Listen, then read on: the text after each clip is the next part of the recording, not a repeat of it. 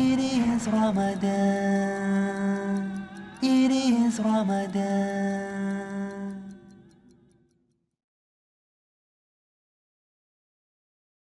Dear brothers and sisters in Islam and humanity, Assalamu alaikum wa rahmatullahi wa barakatuh. May the peace, mercy, and blessings of Allah subhanahu wa ta'ala be on all of you. Welcome to the show, Ramadan, a date with Dr. Zakir. I'm your host, Yusuf Chambers, and today we will be discussing the topic, Qiyaam al-Layl, the night prayer. Assalamu alaikum wa rahmatullahi wa barakatuh. Wa alaikum assalam wa rahmatullahi wa barakatuh. A very interesting topic once again. And the first question I have for you is, as we've often been doing, first question, what is the meaning of the term Qiyaam al-Layl? And can you give us the differentiation between that term and Taraweeh, which is often misconstrued? Alhamdulillah. Wassalatu wassalam. Ala Rasulillah wa ala ali wa sahbihi ajmain. Amma ba'd. A'udhu billahi minash shaitanir rajim. Bismillahir rahmanir rahim. Rabbi shrah li sadri wa yassir li amri wahlul 'uqdatam min lisani yafqahu qawli. As far as the word Qiyamul Layl is concerned, it is broken up into two words, Qiyam. Qiyam means to stand, and al-Layl means the night. So literally it means standing in the night. But in the Sharia, in the Islamic context, it means it is a voluntary prayer which is prayed after Isha and before the break of dawn. And as we are aware that Isha starts after the redness of the sky disappears after sunset, and you can pray this Qiyamul Layl just before the break of dawn, before the time of Fajr. So Qiyam, the word Qiyamul Layl was given because a person in this voluntary prayer, he recites long verses of the Quran. So the standing is long. Therefore, it is called as standing in the night, the prayer where you have to stand for a long time. And there are various different words which are used for the same Qiyamul Layl. For example, it's also called as Salatul Layl, meaning the prayer at night. It's also called as Tahajjud. It's also called as Witr, also as Taraweeh. Salatul Layl, as I mentioned, means prayer at night, similar to standing in the night, but natural for praying. The other word used is Tahajjud, coming from the word Hajada, which means to wake up. So when a person sleeps and he wakes up to pray, it's called as Tahajjud also. The other word used is Witr. Witr meaning odd. And the Prophet always says that we have to, after Isha Salah, we should offer Witr in odd rakats. And the other name used is Taraweeh. Taraweeh comes from the Arabic word raha, which means to rest, which means to relax. Because after a few generations after the Prophet, people, when they used to read the Qiyamul Layl in Ramadan especially, this word Taraweeh is mainly used for Qiyamul Layl in Ramadan. So when they used to pray the Qiyamul Layl in Ramadan, after 4 rakat they used to rest. So this word Taraweeh, from that time onwards, it got stuck to this Qiyamul Layl in Ramadan. It's called as Taraweeh. Normally after 4 rakat they used to rest. And this has continued because they used to pray for long hours. And even now, though they pray for a short time, a few verses, yet in the Qiyamul Layl during Ramadan, they stop. So the word is yet used as Taraweeh. But at the time of the Prophet, this word Taraweeh was never used. Even while praying during Ramadan, this word was never used. Even the Sahabas never used this word. It came down later on. So the more appropriate word is Qiyamul Layl. Taraweeh is not the right appropriate word, but it came later on. But if a person, when he reads for a long time, Qiyamul Layl in Ramadan, if he wants to rest, he can rest. But it's not forbidden to rest. The person is tired and he wants to rest, he can rest, but it's not compulsory he has to rest. So the more appropriate word is Qiyamul Layl, and it's not Taraweeh. Dr. Zakir, next question is, could you tell us something of the excellence of the night prayer, Qiyamul Layl? in Islam? As far as the excellence of Qiyamul Layl, the night prayer, is concerned, there are several verses in the Quran, there are several hadith talking about it. I'll just mention a few of them. Allah says in the Quran, in Surah Sajda, chapter number 32, verse number 16, talking about those people who are people of paradise, those who go to Jannah, and he describes these people that their limbs do forsake the bed of sleep, and they call to their Lord in fear and hope. That means they leave aside their sleep and they pray to Allah subhanahu wa ta'ala in hope and in fear, in taqwa. And continues, and they give in charity from the sustenance they have given. Talking about the people of Jannah. Further, if you read in the Quran, it's mentioned in Surah Dhariyat, chapter number 51, verse number 17 and 18, that these people, talking about the people of Jannah and the righteous people, they sleep very little in night. And during the early hours of dawn, these people, they pray for forgiveness. Allah further says in Surah Furqan, chapter number 25, verse number 64, that these are the people who spend their night in adoration of their Lord, standing and in prostration, in Qiyaam and in Sujood. There are various verses in the Quran. There are various hadith talking about the excellence of this night prayer. Our beloved Prophet Muhammad said, it's mentioned in Sahih Muslim, volume number 1, in the book of fasting, hadith number 2612. Our beloved Prophet Muhammad said that the best prayer after the prescribed prayers, after the prayers which are obligatory, which are fard, it is the night prayer. Our beloved Prophet Muhammad said, it's mentioned in Sahih Bukhari, volume number 2, in the book of Tahajjud, hadith number 1131. The beloved Prophet said, the best prayer is the prayer of Dawud alayhi salam. And the best fasting is the fasting of Dawud alayhi salam. And Dawud alayhi salam, he used to sleep the first half of the night. Then he used to spend the next 1/3 of the night in praying to Allah subhanahu wa ta'ala. And the rest of it, the 1/6 of night, he used to again sleep. Here again talking about the excellence of the night prayer. Our beloved Prophet Muhammad said, it's mentioned in Sahih Bukhari, volume number 2, in the book of Tahajjud, hadith number 1142. Our beloved Prophet said that when a person sleeps, the Satan, he ties 3 knots at the back of his head. And after tying each knot, he whispers and he blows and says, the night is long, so keep on sleeping. And when a person gets up and remembers Allah subhanahu wa ta'ala, the first knot is undone. When he does the wudu, the second knot is undone. And when he prays, the third knot is undone. And the person is energetic. And inshallah, he'll be on the straight path for the full day. On the other hand, if he gets up without taking the name of Allah, without doing wudu, without offering salah, then he's lazy and his heart is mischievous. Our beloved Prophet Muhammad further said, it's mentioned in Sahih Muslim, volume number 1, in the book of Salah, hadith number 1656. Our beloved Prophet said that Allah subhanahu wa ta'ala, he descends to the lowest part of the heaven in the last 1/3 of the night. And he says that, is there anyone who wants to supplicate to me? And I will answer him. Is there anyone who wants to ask from me? And I will give it to him. Is there anyone who wants to seek forgiveness? And I will forgive him.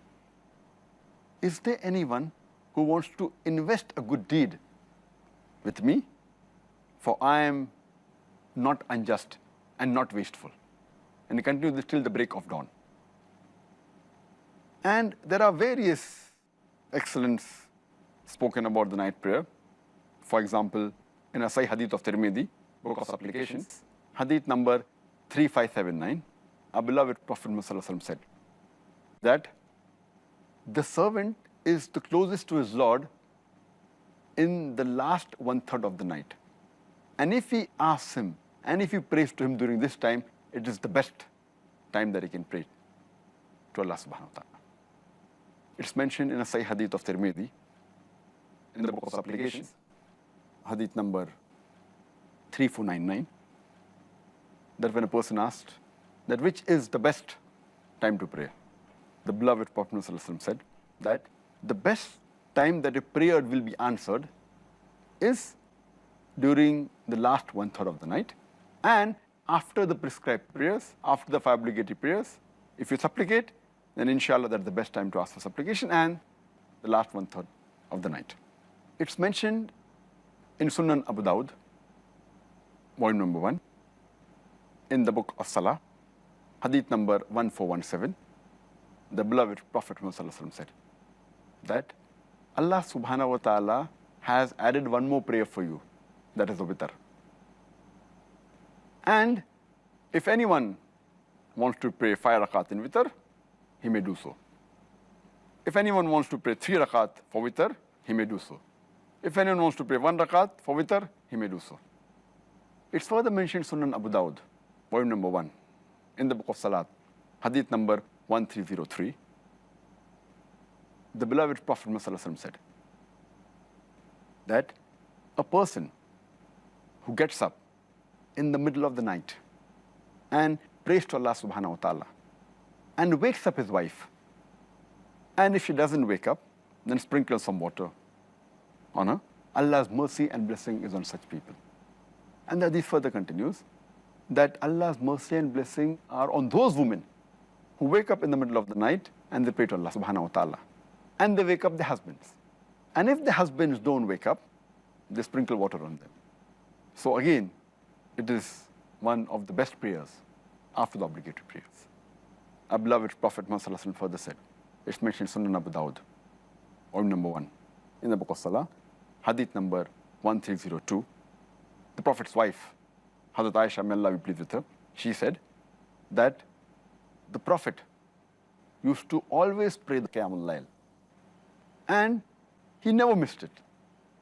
Even when he was sick and ill or lethargic, he used to pray, even though he used to pray while sitting. He never missed it. So this was few of the hadith and few Quranic verses which speak about the excellence of the night prayer. Well, thank you very much for the answer, Dr. Zakir, and I'm sure that that's very useful and informative for our viewers to know all about the excellence of the night prayer. In Islam generally, of course. Now I want to move on to discussing Qiyaam al-Layl in terms of Ramadan. Could you give us some information about Qiyaam al-Layl in the month of Ramadan? All the advantages, all the blessings, all the excellence which are there, which I spoke in the earlier answer, for Qiyaam al-Layl generally, is multiplied in the time of Ramadan. Ramadan is the month of mercy, as we discussed earlier, and you get more sawab, you get multiple times, more sawab 10 times to 700 times. So all the excellence discussed in the normal time, in the month of Ramadan, it is multiplied. And the beloved Prophet ﷺ said, it's mentioned in Sahih Bukhari, volume number 3, in the book of fasting, hadith number 2009, that anyone who offers the night prayer in the month of Ramadan with the belief and with seeking Allah's reward, all his past sins will be forgiven.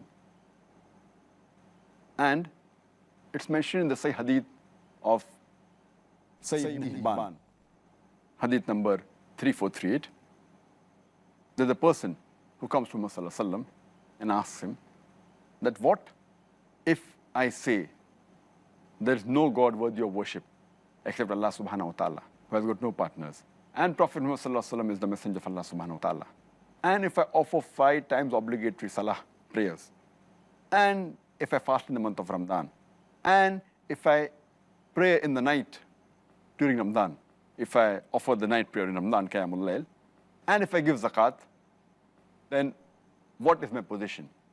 So the beloved Prophet said that anyone who does all these things, he will be amongst the Siddiqeen, that's the righteous people, and among the Shuhada, amongst the martyrs. So this is the importance. Everything is the same, but it's multiplied. Will be called amongst the righteous people and amongst those who are martyrs. And therefore, a person should see to it that he should offer the Qiyaam al-Layl in Ramadan. It's very important. He should not miss it. And furthermore, besides the spiritual benefits that are discussed in the previous answer, there are even physical benefits. When a person fasts for the full day, then during iftar he eats, and then if he offers Qiyaam al-Layl, it is good for the body. The body is fasting, then he stands, he in the posture of bowing, then the sujood. It's a good exercise. And besides getting spiritual benefits, it even gets physical benefits. So as far as possible, a person should see to it that he should not miss the Qiyamul Layl. Excellent. I'm sure that a lot of people are going to be praying the night prayer now after you've given that good advice. The next question is relating to the time that Qiyam al-Layl should be practiced during the night. What's the best time during the night?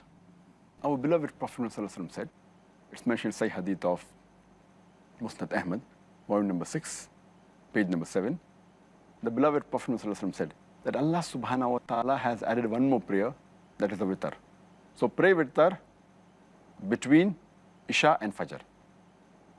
That means the time of Isha is after sunset, when the redness in the sky disappears. That is the time of Isha. So after you offer Isha, you can pray any time before the break of dawn, before the time of Fajr starts. This is the earliest and the latest where you can pray the Qiyamul Layl. And as I mentioned earlier, witr is another name for Qiyamul Layl. And a beloved Prophet ﷺ said, it's mentioned in Musannaf Abdul Razak, hadith number 4623, that a beloved Prophet ﷺ said that if someone fears that he will not wake up in the night, then he can offer the witr or the Qiyamul Layl in the early part of the night.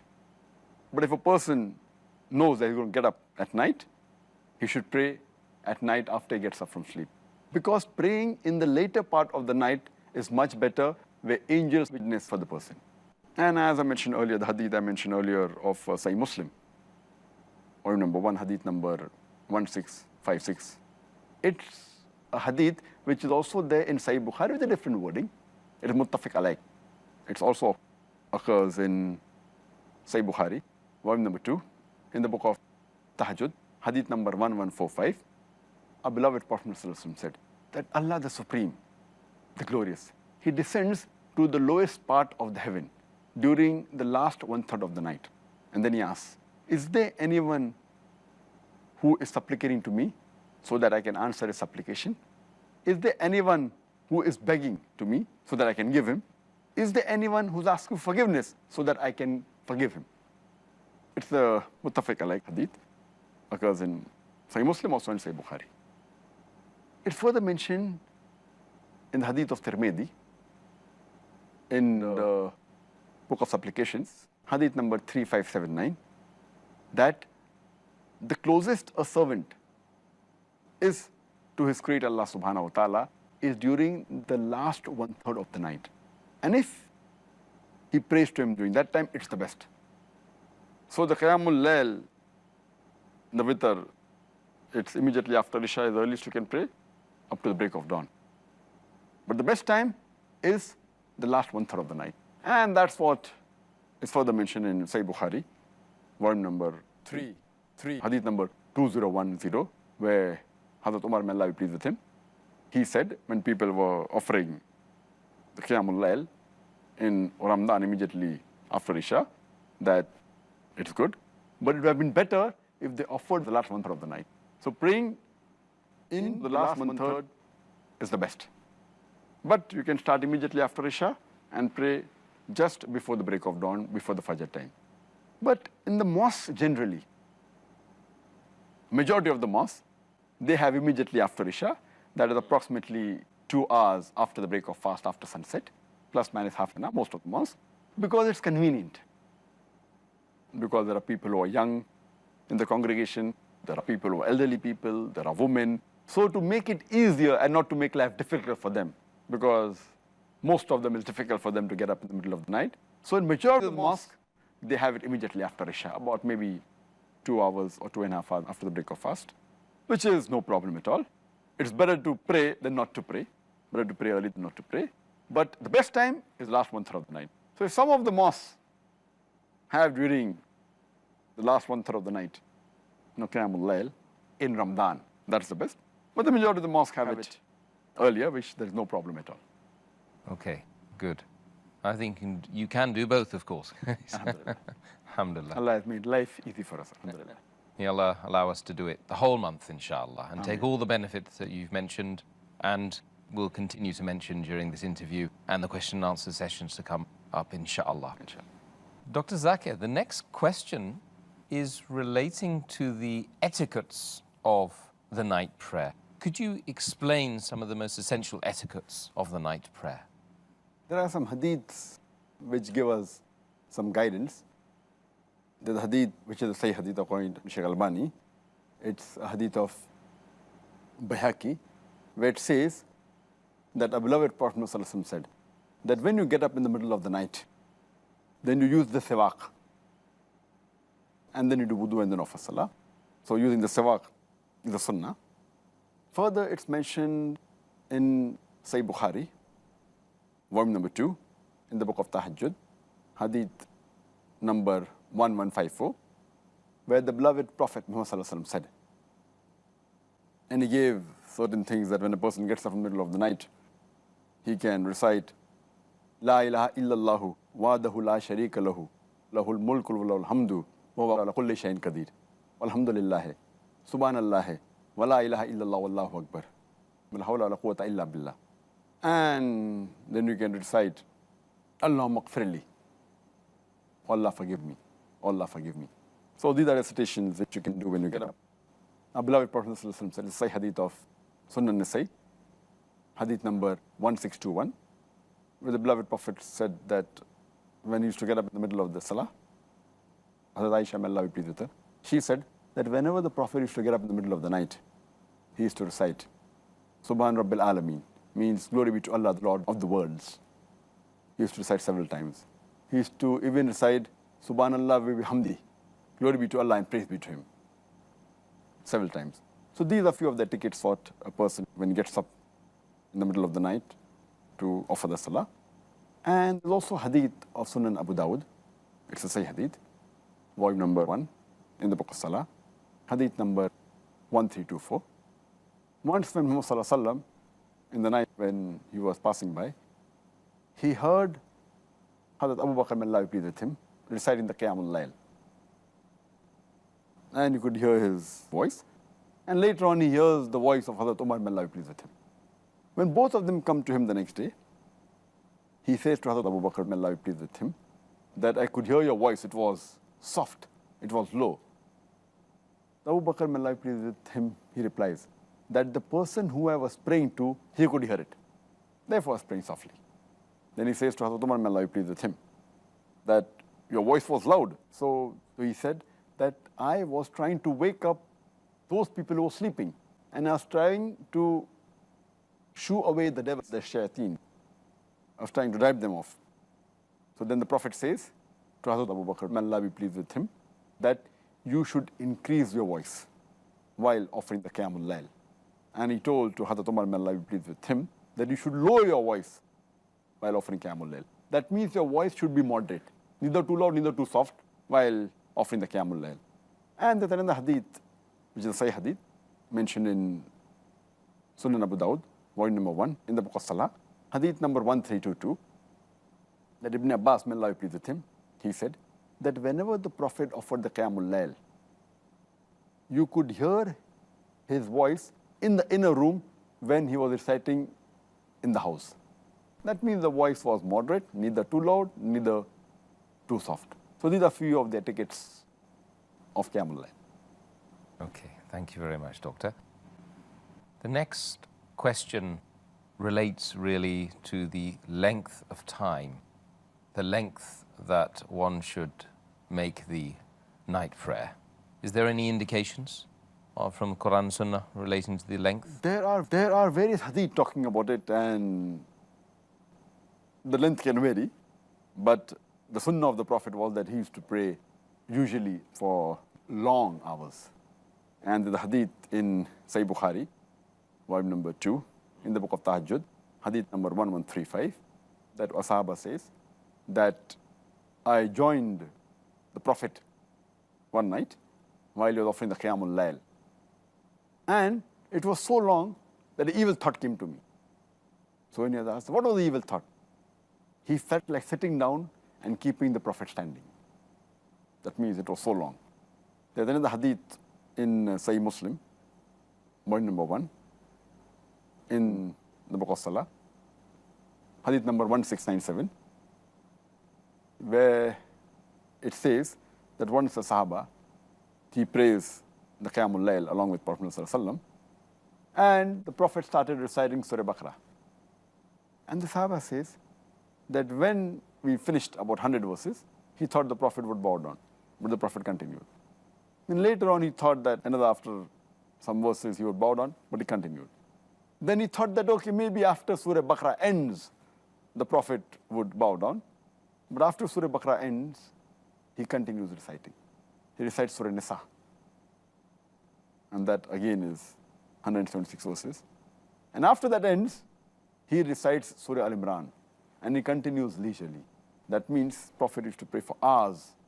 Imagine, Surah Baqarah, Surah Nisa, Surah Al-Imran. It is about, all put together, at least 5 juz. Imagine, only in that one rak'ah. Subhanallah. So this was the length at many a time.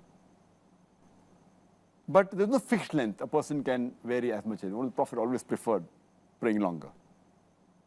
Further, it's mentioned in Sahih Hadith of Sunnah Abu Dawud, volume number 1, in the book of Salah, Hadith number 873. The beloved Prophet, one of the Sahaba, says that when he used to pray, he started the Qiyamul Layl, and he, after Surah Fatiha, he read Surah Baqarah. Then he went in the ruku, in the bowing position. And when he was in the bowing position, he stayed there as long as he was standing before.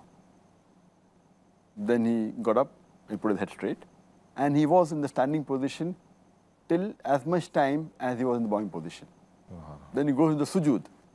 And the Prophet was, but naturally says that he said, Subhana bin Nazim in the ruku, glory be to Allah. And then in the sujood, he says, Subhana bin Allah, glory be to Allah who is the highest. And he was in the sujood position as long as he was in the standing position. And in between the two sujood also, he was as long as he was in the sujood position. Saying that all these positions, the Qiyaam, the ruku, the standing after ruku, the sujood, and the sitting between the two sujood, he used to take his own time and it used to be long. That means the Qiyam Layl was very long. There's another hadith in Sahih Muslim, volume number 4, hadith number 6774. Hazrat Aisha, may Allah be pleased with her, she says that the Prophet, while offering Qiyamul Layl, the night prayer, he used to stand for such long hours that his feet used to swell. So his wife, Hazrat Aisha radiallahu anha, may Allah be pleased with her, she says that all your past and the future sins have been forgiven. So why do you ask for forgiveness so much? Why do you pray for so long? So he said, shouldn't I be thankful to Allah subhanahu wa ta'ala? So all the more reason he says you should be thankful. So the Prophet normally used to pray for long hours. So the longer you offer the Qiyamul Layl, the better it is. Well, may Allah give the strength to utilize the night prayer with length, like you've described the Prophet Muhammad ﷺ to have done. Alhamdulillah. Dr. Zakir, is it better, according to Quran and Sunnah, to offer the Qiyam al-Layl individually or in congregation? There are hadith which say that a person can offer Qiyamul Layl individually, also in congregation. Both are accepted, and all the references I gave, most of them the Prophet used to offer together. And I gave some references when the Sahaba used to join the Prophet, so both are there. But as far as which is better, but natural, there are various hadith in, say, Bukhari saying that if you offer in congregation, you get 27 times more sawab. You know, the two hadith saying that. And further, as far as the Qiyamul Layl in Ramadan is concerned, there's a hadith in Sahih Bukhari, volume number 3, in the book of Taraweeh, hadith number 2012, where once the Prophet, he goes to the mosque, and there he finds that people are offering individually. So he offers Salah, the Qiyamul Layl, at night, and many people joined behind him. Next day, the news spreads. And the next night, the full mosque is filled with people. The third night, again, when the Prophet comes to offer the Qiyamul Layl, the mosque is overflowing with people in the congregation, but naturally. The fourth night, again, it is overfilled. But the Prophet, he knows people are waiting out, again, to join him for Qiyamul Layl. He does not go out purposely. And during Fajr, after offering the Fajr Salah, after the Salah is over, and he says that not that I was not aware that the people were waiting for me for the Qiyamul Layl, but I did not want to make it compulsory for you. I don't want people to think that it's compulsory to offer Qiyamul Layl, lest it would be difficult for you. So purposely Prophet gave a break to make it known to the people that it's not fard to offer Qiyamul Layl, and he didn't want to make it difficult for the people. But from the hadith you come to know that offering Jama is better. And there's another hadith in Sunan Abu Dawud, point number 1, in the book of Salah, hadith number 1370. One is the Prophet was offering Qiyamul Layl, and he finishes. And when he's about to get up, people say that, why don't you pray more? So the Prophet says that anyone who prays till the Imam finishes, if he prays with the Imam till he finishes, it is as though he has prayed for the full night. So from these two hadiths we come to know that offering Qiyamul Layl in congregation is better than offering individually, irrespective whether it's in Ramadan or outside Ramadan. Okay, thank you, Doctor. And actually, there's another issue which has come up in my own research, and it relates to the fact that many people consider it a bid'ah to go into congregation and pray the Qiyam al-Layl. And this started in the Khalifate of Umar radiallahu anhu, may Allah be pleased with him. Could you comment on this? People have a misconception that Hazrat Umar, may Allah be pleased with him, he was the one who started this congregation Salah, Qiyamul Layl during Ramadan. It's a misconception. But in fact, it is he who revived the Sunnah of the Prophet. As I mentioned earlier, in the hadith of Sahih Bukhari, volume number 3, in the book of Taraweeh, hadith number 2012, that the Prophet was the person who offered Qiyamul Layl. People joined him in congregation and he allowed it. Then later on, next night, the whole mosque was filled. And third night, it was overflowing. And fourth night, didn't come out purposely. From this hadith, we come to know that it was the Prophet who started this, and Sunnah of the Prophet. But at the time of Hazrat Abu Bakr, may Allah be pleased with him, there were hardly any people who prayed that. Even in the starting of the caliphate of Hazrat Umar, it was the same thing, may Allah be pleased with him. It's further mentioned in the hadith of Sahih Bukhari, volume number 3, in the book of Taraweeh, hadith number 2010. The Sahaba says that he was walking along with Hazrat Umar, one of the mosques, may Allah be pleased with him, and he finds that people were praying individually. And some people were praying in a small group. So Hazrat Umar, may Allah be pleased with him, he gathered all the people and he said, let's make one Jama'ah. And he appointed Ubay ibn Ka'b, may Allah be pleased with him, to lead the Salah. And everyone prayed behind him. And later on, when he comes back after a few nights, he finds that people are praying in one congregation. And then he comments, it is preferable to pray when the people are sleeping than what they are praying now.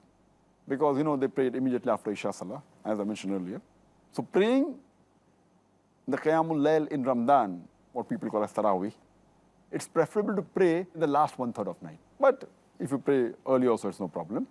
Now coming back to the question, when he said that it's an excellent bid'ah, people misunderstand the statement and they say, oh, that means the bid'ah can be good. Bid'ah is normally in the Sharia means an innovation in the religion. But here, Hazrat Umar, may Allah be pleased with him, he never used it as a bid'ah in the religion. There's nothing like bid'ah which is good. Because it's mentioned in the hadith of Sahih Muslim, volume number 1, hadith number 1885, that all innovations in the religion are wrong and they lead to error. And another hadith says that all innovations lead to hellfire. So all innovations are wrong. Now based on this hadith, when Umar, may Allah be pleased with him, said that it's an excellent bid'ah, so people normally say that bid'ah can be good and can be bad, good bid'ah is allowed. So what he really meant here was bid'ah in the linguistic term, not bid'ah in the religion. Because in linguistic term, bid'ah means something which is new. So at that time, people did not pray in one congregation. So he reminded them of the sunnah of the Prophet ﷺ. So it was going back to the sunnah of the Prophet, but for that time it was bid'ah linguistically, it was something new. So it doesn't mean that Hazrat Umar, may Allah be pleased with him, he innovated something in the religion. He took the people back to the sunnah of the Prophet. For example, if I go to a city where people are wearing the trousers below the ankle, and if I say that, wearing above the ankle is the sunnah of the Prophet. But it's a bid'ah for that time, because people, it's new for them. They don't know about it. So it's bid'ah for that time, but it's going back to the sunnah of the Prophet, wearing the trousers above the ankle. So people misunderstand the statement of Umar, may Allah be pleased with him, talking about new for that time and for that place and for the people. But actually, it is going back to the Prophet. So it is not what Hazrat Umar, may Allah be pleased with him, he innovated it. He told the people that this is what the Prophet did. And there are several such examples. Many Muslims, temporary marriage done by some groups of Muslims. The Prophet had prohibited that. Hazrat Umar, may Allah be pleased with him, he knew about it. So during the 7th Hijri of Tabuk, he said it is wrong. So people think he imposed it. But he knew the Prophet said it was haram, the temporary marriage. It's called as muta. So just because he implemented the sunnah, which very few people knew at that time, and he was there when the Prophet said that muta, temporary marriage, is haram, people think that he brought it into the deen. It's going back the sunnah of the Prophet. Hope that clarifies. Well, Jazakallah khair, Dr. Zakir. Dr. Zakir, I would call upon you to resolve one of the most common disputes in the Muslim Ummah during the month of Ramadan regarding the number of rakat that are prayed in the Taraweeh or the Qiyaam Layl or the night prayer. Is it 8 or should it be 20? Our beloved Prophet ﷺ said, it's mentioned in Sahih Bukhari, volume number 1, in the book of Salah, hadith number 472, he said that when a person asks that how should you offer the Qiyamul Layl, the Prophet said that he should offer Qiyamul Layl in 2 rakat, followed by 2 rakat, followed by 2 rakat, followed by 2 rakat, and so on. And when he fears that dawn is approaching, he should offer 1 rakat. So all the rakat become witr, become odd. That means you can pray as many as you wish. Later on, have one number, an odd number, so that everything becomes odd. So as far as the number of rakats are concerned, you can pray as many as you wish.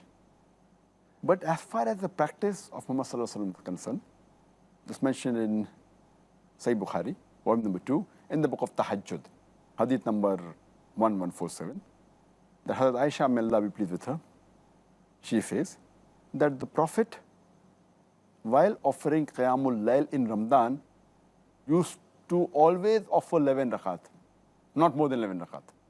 And this he used to do even other months. That means 8 rakat of Qiyamul Layl and 3 rakat of Witr.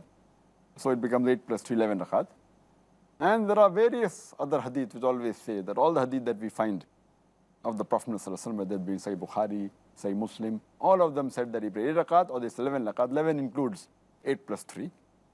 And further, the same hadith of Sahih Bukhari, volume number 2, in the book of Tahajjud, hadith number 1147.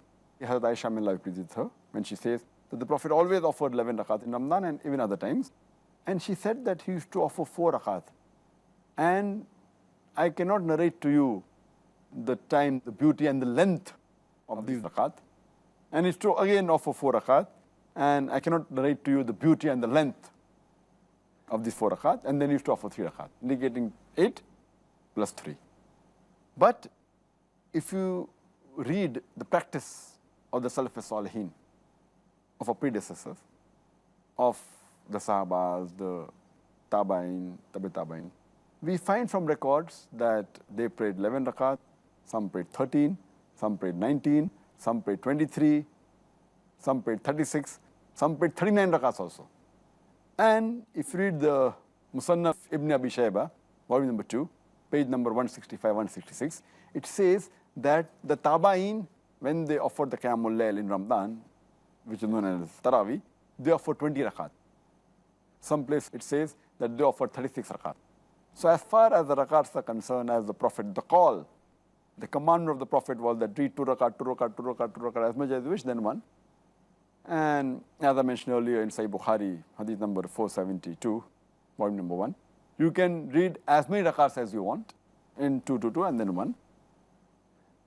But if you want to follow the sunnah of the Prophet always offered 8 rakat plus 3. So what is permissible?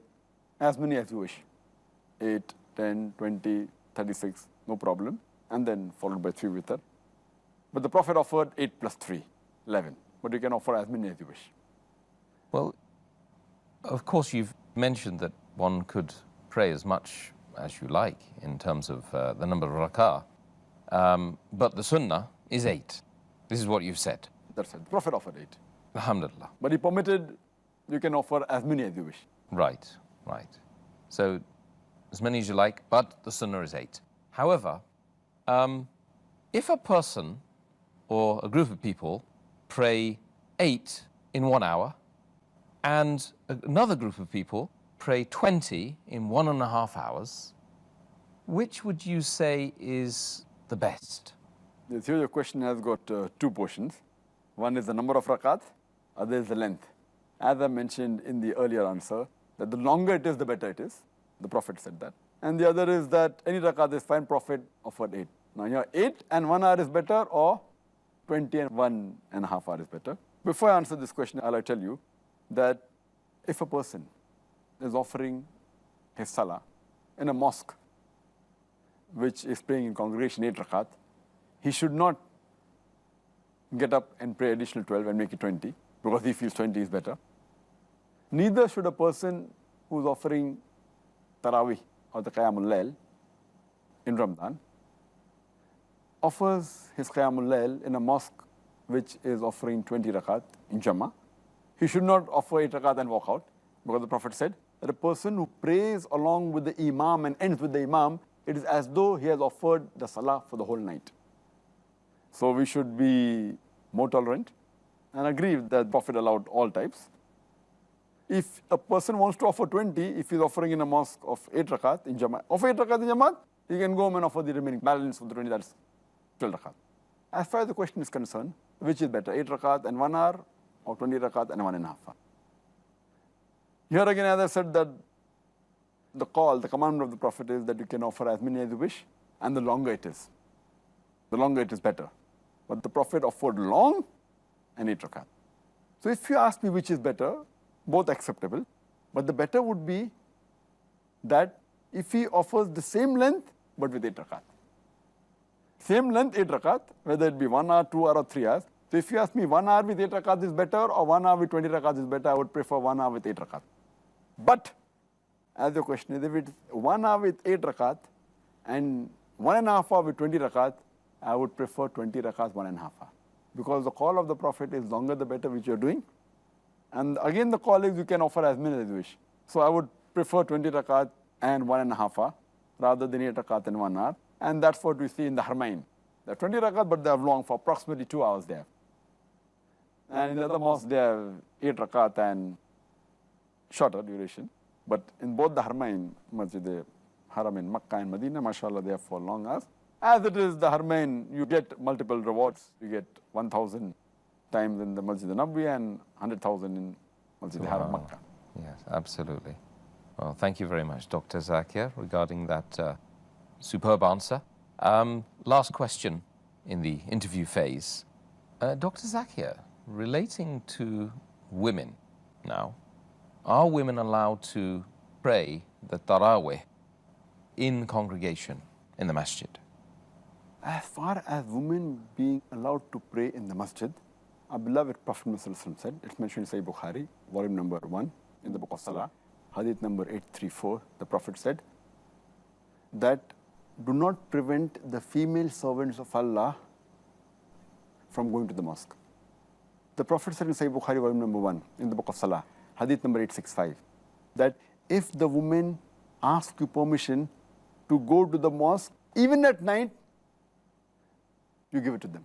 That means even going at night, but natural for Qiyamul Layl or for Isha Salah, you give it to them. Talking about Taraweeh, you give it to them. And further, It's mentioned in the hadith of Sunan Abu Dawud, volume number 1, Book of Salah, hadith number 1370. It narrates about Muhammad Sallallahu Alaihi Wasallam had iftar along with the family and the women and all of them. And then they prayed at night, the Qiyamul Layl. And they nearly missed their falah. Falah is success. Talking about the pre-dawn meal, talking about suhoor, which we discussed earlier. They nearly missed their suhoor, indicating that the full family, along with the women in the family, they prayed together with Muhammad Sallallahu Alaihi Wasallam, saying it's allowed.